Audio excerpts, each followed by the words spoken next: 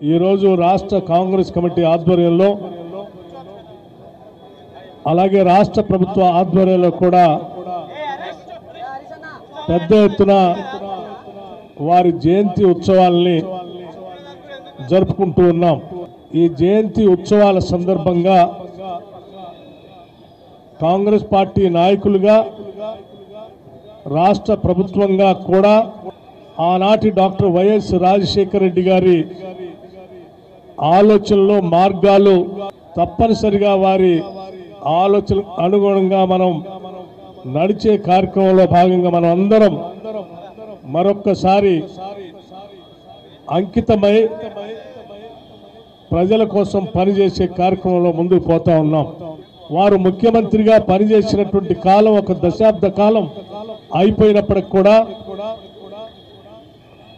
చిరస్థాయిగా ప్రజల హృదయాల్లో కానీ రాష్ట్రంలో కానీ దేశంలో కానీ వారి పాదముద్రలు ఇంకా మన అందరికీ కనిపిస్తూనే ఉన్నాయి। దానికి కారణం అభివృద్ధిని సంక్షేమాన్ని రెండిట్ని కూడా రెండు కళ్ళలాగా తీసుకొని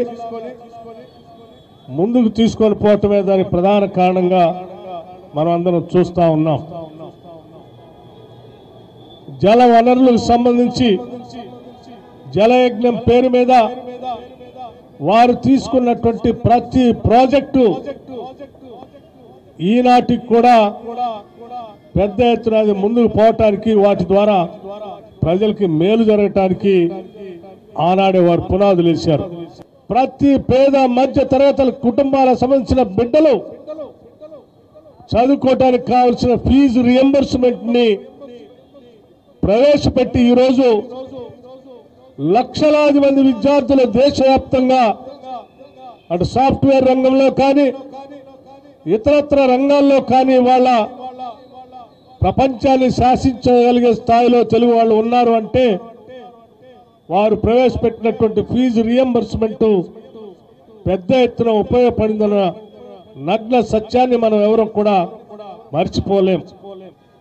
బాధపడుతున్నటువంటి ప్రజానికం మొత్తానికి కూడా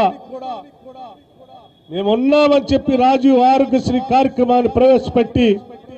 కార్పొరేట్ ఆసుపత్రుల్లో కూడా వైద్యం చేపించుకునేటువంటి స్థాయికి ప్రతి పేదవాడికి వైద్యాన్ని అందుబాటులో తీసుకొచ్చిన విషయం ఈరోజు దేశంలోనే ఆదర్శప్రాయమైనటువంటి కార్యక్రమం।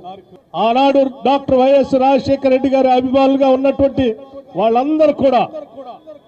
ఈరోజు కాంగ్రెస్ పార్టీ నాయకత్వంలో రాష్ట్ర ముఖ్యమంత్రిగా రేవంత్ రెడ్డి గారు, ఉప ముఖ్యమంత్రిగా నేను, మంత్రివర్గ సహచరులు, మా శాసనసభ్యులు, యావత్ రాష్ట్ర కాంగ్రెస్ కమిటీ మొత్తం కూడా ప్రజా సంక్షేమం కోసం కట్టుబడి